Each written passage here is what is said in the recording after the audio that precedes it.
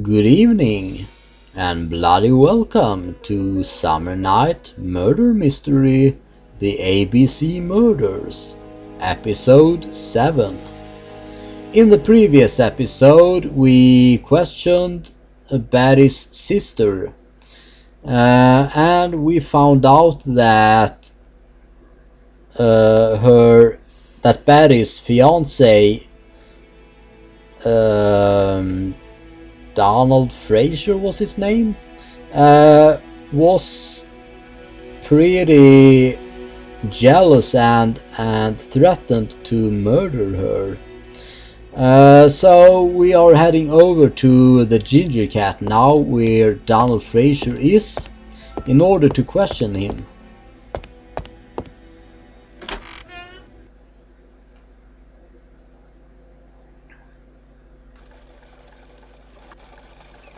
You've seen Fraser, Hastings. What is your feeling? He's a big chap. Fragile isn't exactly the word that springs to mind. I talked to his landlady before seeing him. She went to bed at 11. Fraser wasn't home yet. Bien. Megan Barnard said he's a reserved character but with a nasty temper. We will see if this is the case. Okay, so we should have... I wonder why that car is jumping around that much. None of the other cars is doing so. So why is that one shaking like that? Yeah, well anyways, that's the ride out of here. It is a taxi. Could I look at something? Yeah. I can take a look at the... This is definitely where the photo I found in the hut was taken. Okay. Yeah.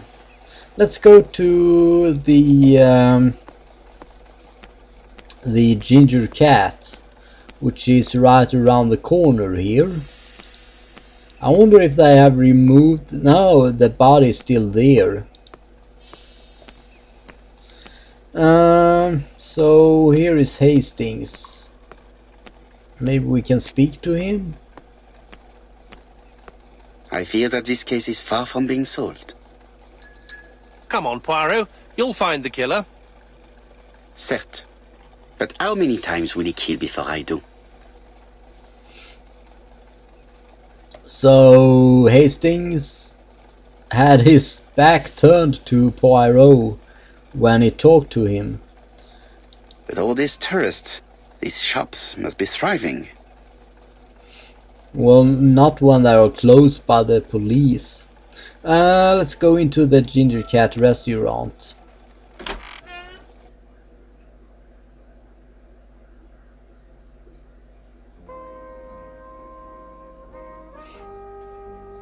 Okay, so here he is. What can I take a look at here? I've finished with this subject. Nothing apparently. And I don't think there is any reason to speak to the lady here. No, I don't think so. So let's go straight to Donald Fraser. How do you do, Mr. Fraser? You're Hercule Poirot. Mr. Hastings said you wanted to speak to me. Yes. I know that it may not be the right time, but I would like to ask you a few questions.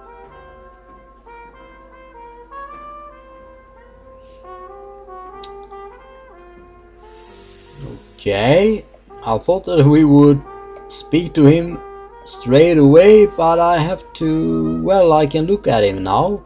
He's apparently drinking This man looks cognac. suspicious.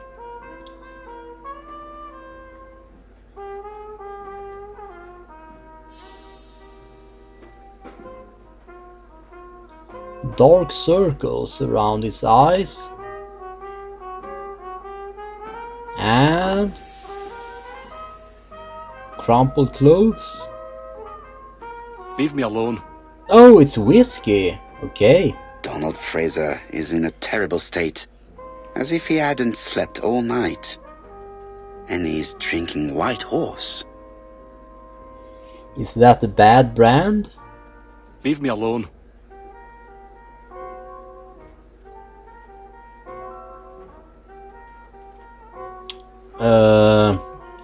Leave me alone, he says. But I want to speak to him. Tell me that it's a mistake. That Betty isn't dead. Sadly, your lady friend has been murdered, Mr. Fraser. Oh, Betty, if only you'd listened. What was that supposed to mean? Okay, ask if he saw Betty yesterday afternoon. Ask what would have happened if she listened to him. Ask that Betty only ever did as she pleased. Or say that Betty only ever did as she pleased. Let's go with this one. If she had listened to you, she would still be alive. Should I take that to be a confession? With that sort of thinking, you must send a lot of innocent men to prison. Under different circumstances, I might even find you amusing, sir. It's no time for amusement, Mr. Fraser. It is time to find your fiance's killer. Did you know what her plans were for the evening? She said she was having dinner with her sister. But she went to meet another man. At least that's what it seems. And maybe that is the man that killed her. Ask why he believed her, or specify that her sister was in London.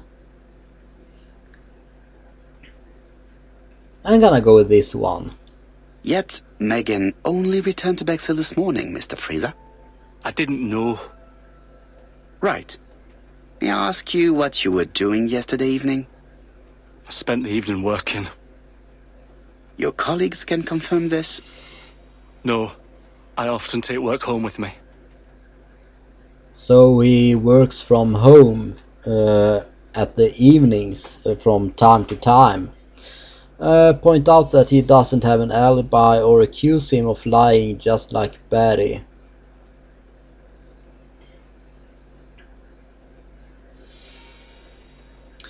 It appears that he have a scar on the right side of his cheek.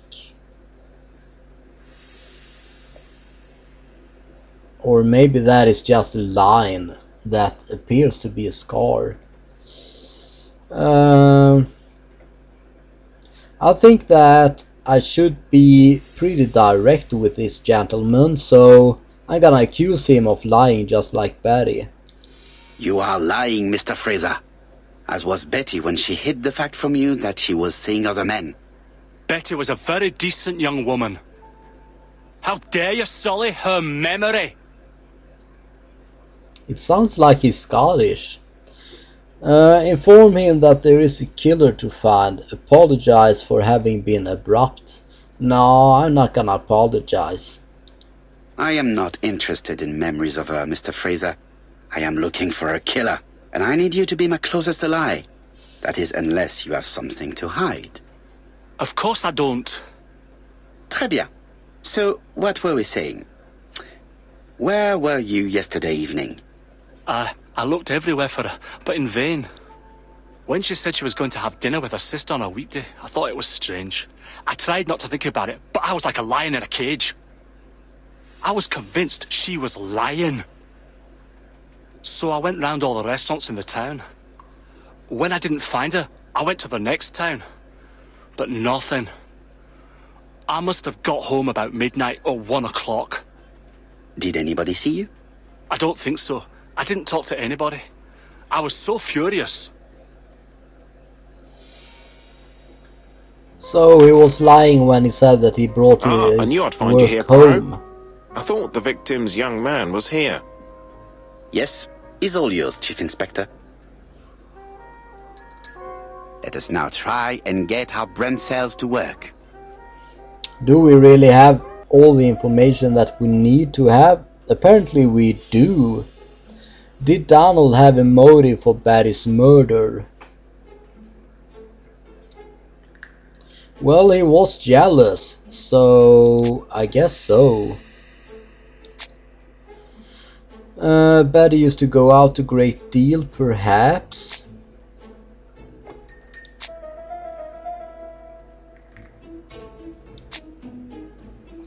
Donald does not have an alibi.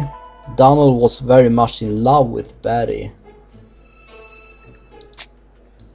Donald was a violent man. I'm gonna go with that one and that one.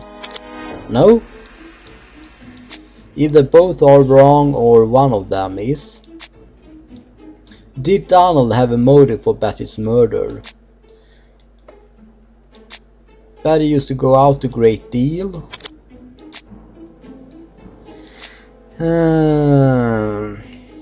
The two murders were premeditated and were carried out by the same murderer. Maybe that one. No? Donald does not have an alibi. Nope. Donald was very much in love with Betty.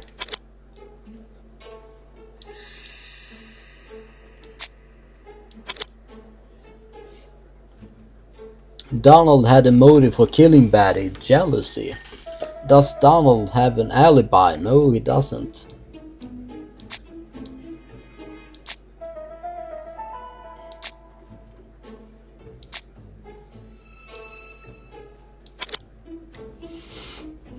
Donald may have been at the beach and have killed Betty.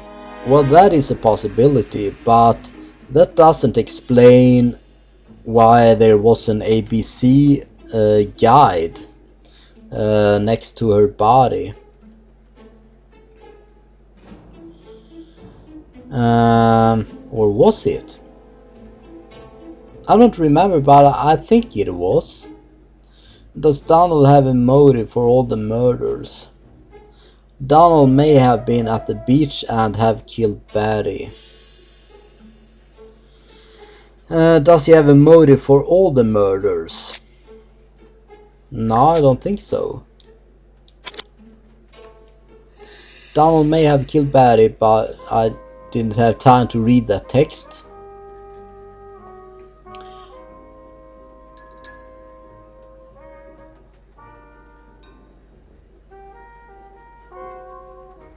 I gained 5 ego points.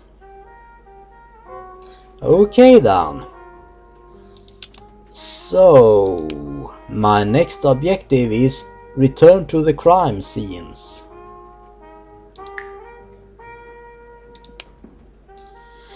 So, Donald Fraser is a suspect. He's about 30 years old and he lives in Bexhill. He is Betty Barnard's fiancé. He has no alibi for the evening of the murder. He was jealous and had a quick temper. He likes a White Horse whiskey.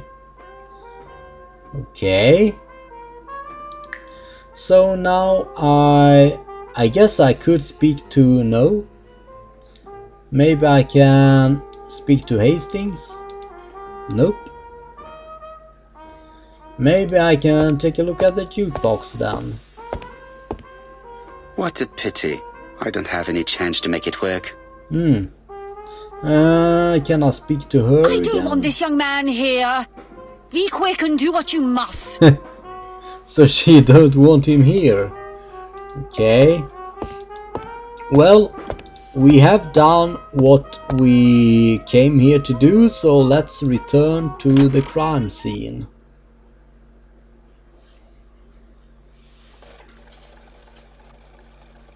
Fraser doesn't have an alibi and he's extremely jealous. You are very skilled at summing up. And yet you haven't asked Japp to arrest him. It is too soon. But I agree, without the letters announcing the crimes, Fraser would already be behind bars. Bon, I think we have enough elements. Let's reconstruct the events at the scene of the crime. I can't imagine how the murderer wasn't seen, though. Surely she must have struggled. Let us try and imagine the scene. Oh, so now we are going to imagine it, like we did at the first crime scene. Reconstruction. The killer and the victim are walking on the beach. Miss Betty has a bag, a belt around her waist, and carries her shoes in her hand. Both of them walk slowly to hut number 5.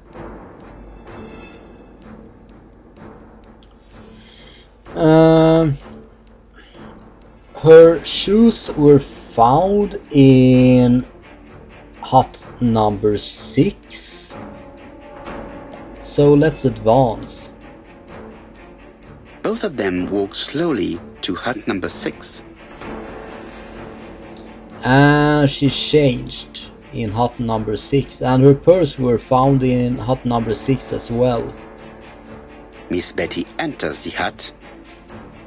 She leaves without her belongings. Then she hides a code.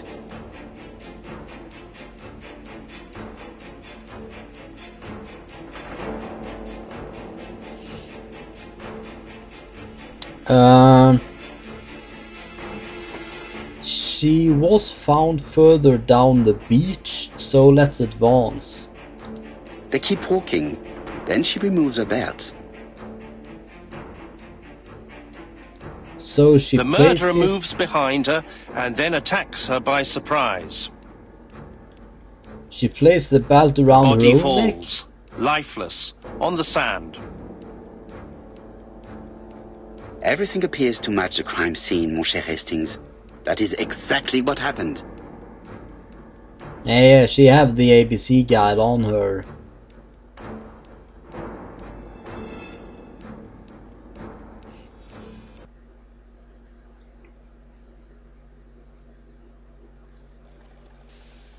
Without the ABC, we might have suspected Mr. Asher and Mr. Fraser. But by timing his crimes, the murderer is making sure he's accused. In a way, it is very generous of him.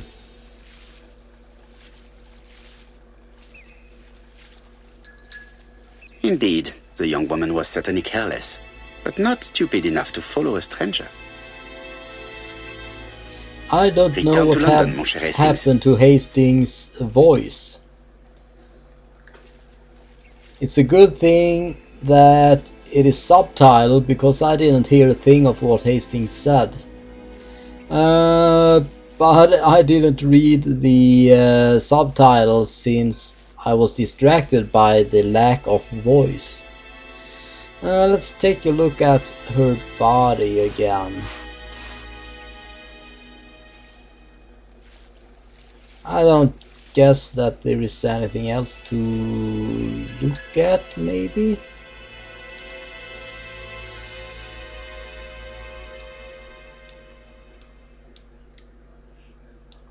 I've already... The guide is open at the page for the Bexhill train times. I have already looked at her body, so I don't think there is any reason to continue watching her body. What is my next objective? Go back to London. Okay then. So let's do that. Let's return to London.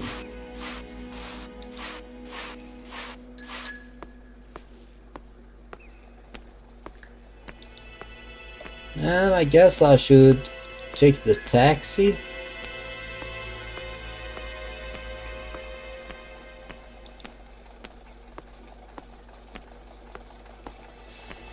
Right, back to London.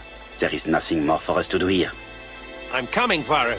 According to the guide, the next train departs shortly. Okay, so let's take the taxi to the train station then. Right, Or back to let's go over London. There is there. nothing more for us to do here.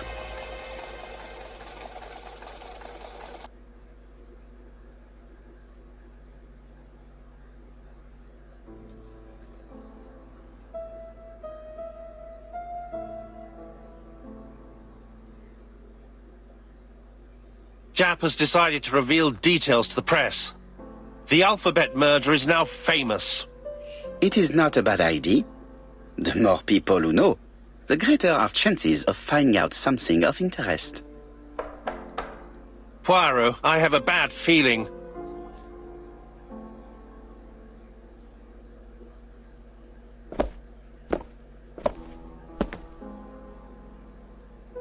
Poor Mr. Poirot, not so good at these little criminal matters as you thought yourself, are you? Rather past your prime, perhaps. Let us see if you can do any better this time.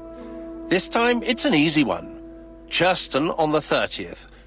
Do try and do something about it. It's a bit dull having it all my own way, you know. Good hunting. Ever yours, A.B.C.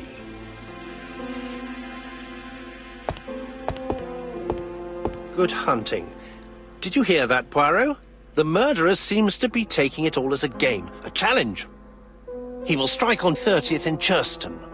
We must warn Scotland Yard. It kinda sounds like the murderer wants to be caught. But in the same time, he's playing games.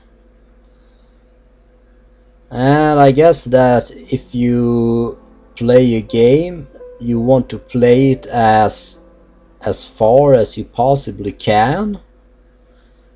But I think that the murderer is challenging Hercule Poirot because he knows that sooner or later he will get caught. But in the meantime, until he gets caught, he seems to want to have as much fun as possible. So it is a sick individual, but he is very deliberate as to what he is doing. Specify that it is the 30th today, or ask what the day it is. I think that Hercule Poirot always is aware of the date, so let's go with this one. No time to lose. We must prepare our suitcases for Churston. Mon Dieu, it is already 10 o'clock. I will call Scotland Yard immediately.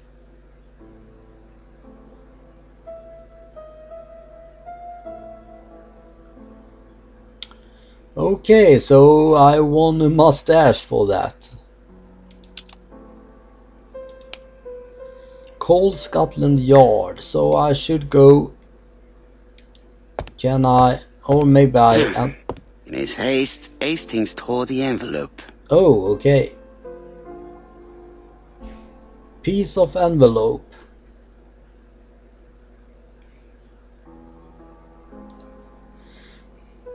So let's take a look in the mirror.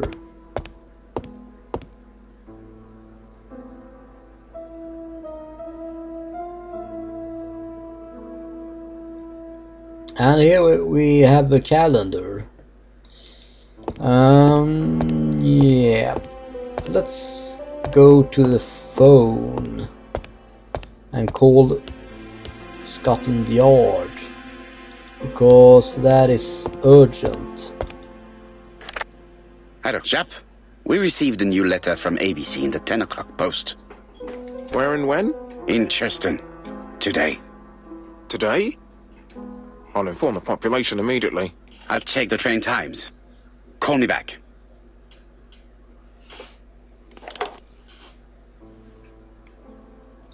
So let's check out the newspaper. Daily Flicker, July 30, 1935. A.B.C. affair, no progress. The alphabet murderer is still on the run. Ever since the police found the connection between the Bexhill and Andover affairs, the inquiry has barely progressed.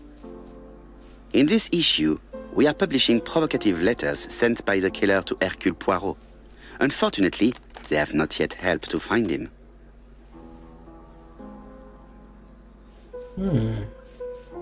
Okay.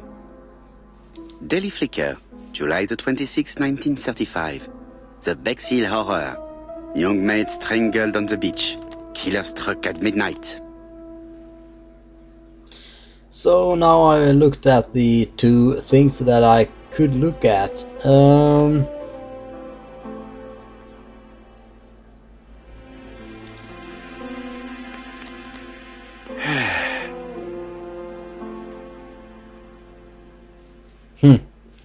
Okay. so I could sit down for a bit. That was a really short while though.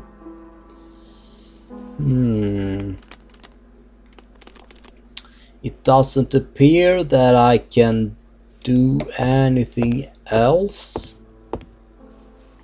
Maybe I can turn on the fan again. Ah, some cool air. Yeah, it is summer in Sweden now, and Hastings is pushing a bag or a suitcase.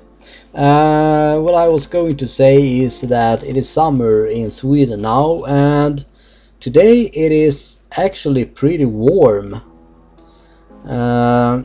It is late when I play this game. It is soon midnight, but I still think that it is really warm, at least inside my apartment. Let's take a look at the objectives here. Compare the new letter with the other letters from A.B.C. Where have I put the other letters?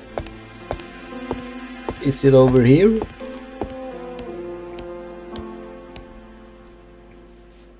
No? Hastings something. Hastings' photo album. He is very proud of his bag. And here's the A.B.C guide.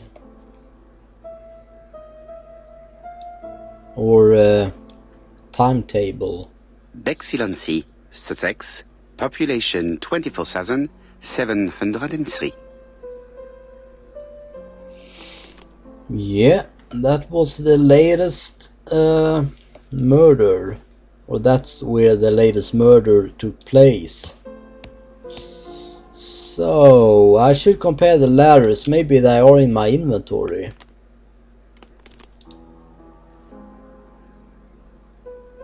A piece of envelope. Hastings tore the envelope that held the killer's letter. However, he did not have to throw it on the ground. Nor known at Whitehorse Mansions and Whitehorse Court. Try Whitehaven Mansions. What does that mean? Wasn't the name of the whiskey brand Whitehorse? Or Whitehaven? Something like that.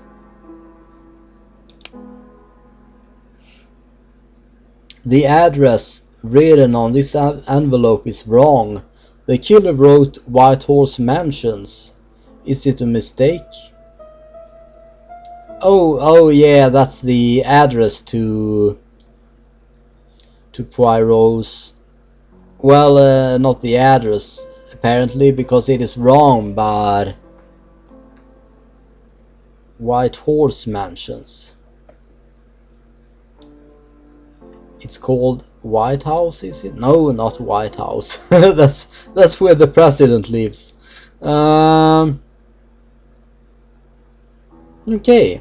I can't seem to flip the envelope to look at the back of it. Let's see the letter. Poor Mr. Poirot. Not so good at these little criminal matters as you thought yourself, are you? Rather past your prime, perhaps?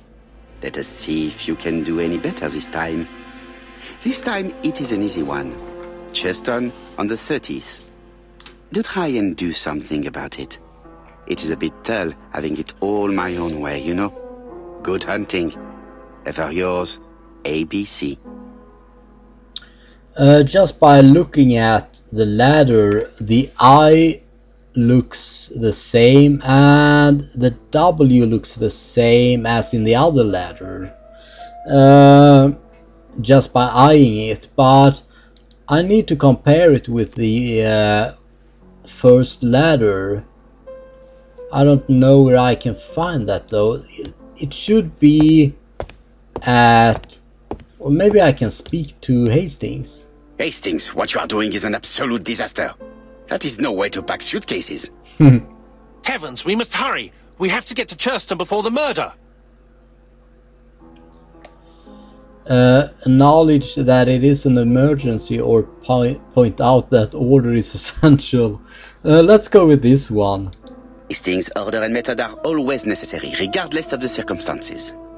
Okay, okay. I'll let you pack them. So, All the same. okay. It really is a disgrace to leave your belongings in such a mess. Yeah, it is really a mess in here. Unprotected bottles. Badly closed toothpaste. Badly folded pajamas. Bath towel. And what else?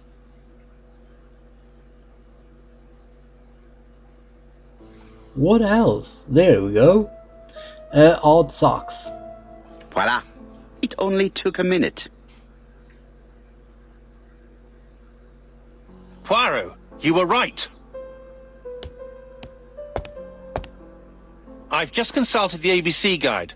There's no hurry. The next train doesn't leave till 11:45.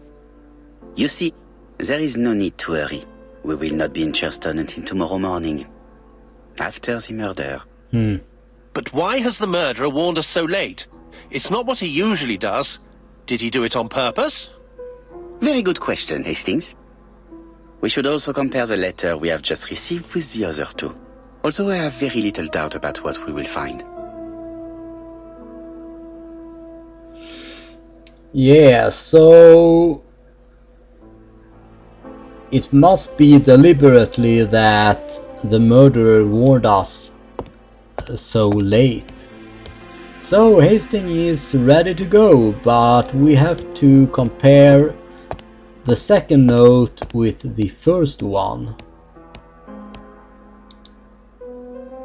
Right, let us compare this new letter with the second one.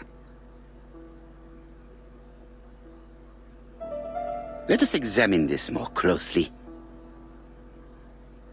Or, I mean the second one, of course, yeah. The first letter was the one for Asher. Dear Mr. Poirot, blah blah blah. I'm not gonna read the letters, I just realized. I will spot out the similarities. The I is still the same. Certain characters in the two letters may have similar defects. The I. Yes, this I is weird. And the W. The W is not printed properly. And then I don't remember. Right. Let us compare this with the other letter.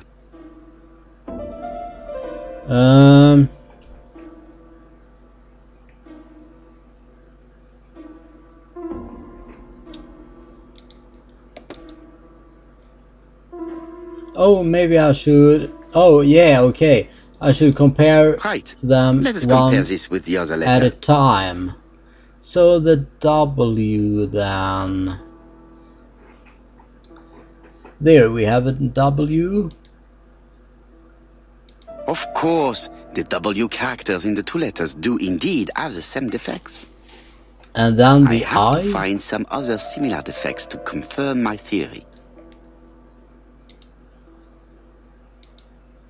Yes, this I is weird. And let's go to the second one. Right. Or let us compare this with the other letter. Third, I mean. The I. Yes, the I characters in the two letters do indeed have the same defects. I have to find some other similar defects to confirm my theory. The A. Because Yes, it is tilted. The A appears to be quite unusual. And a bit lower than the rest of the letters. Right. Let us compare this with the other letter. That's right. The So A it looks the characters in the two same. letters do indeed have the same defects. My theory was right. These two letters were written with the same typewriter. Let us now try and get our brain cells to work. Why does the murderer warn us so late? Jap has decided to reveal details to the press. The alphabet murderer is now famous.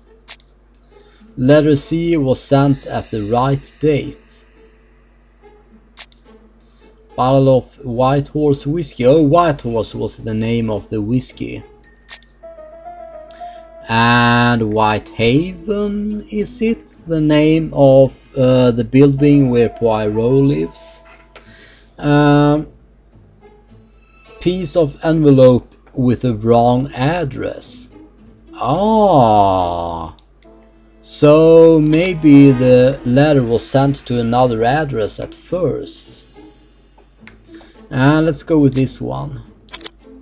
Nope.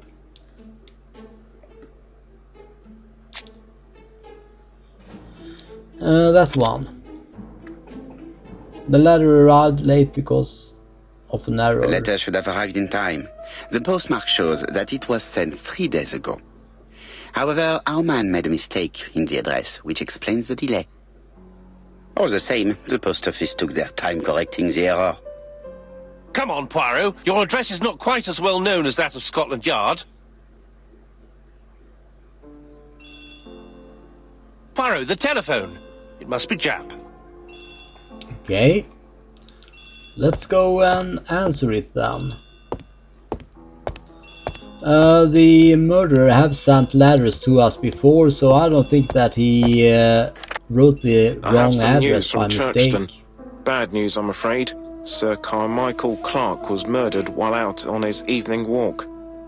Sir Carmichael Clark. The name is familiar to me. He was a famous throat specialist, one of the best in London. A wealthy man, he retired to Combside, a beautiful house by the sea. He collected antiques. Are you going there? Yes, let's meet on the train.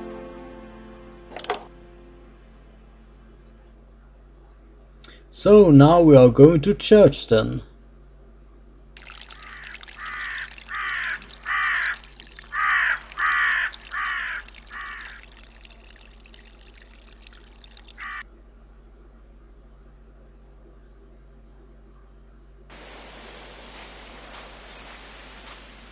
And here is the body. The victim is called Sir Carmichael Clark, one of the best throat specialists in London. The body was still warm when we found it. If we'd been warned earlier, we definitely could have saved him. It appears that the murderer made a mistake when he wrote his letter. A mistake? Lucky for him. And what if he did it on purpose? No. He's defined his madcap rules and he's sticking to them. It's a matter of pride for him. Shall we go up to the house, Poirot? You go, my friends. I will come soon.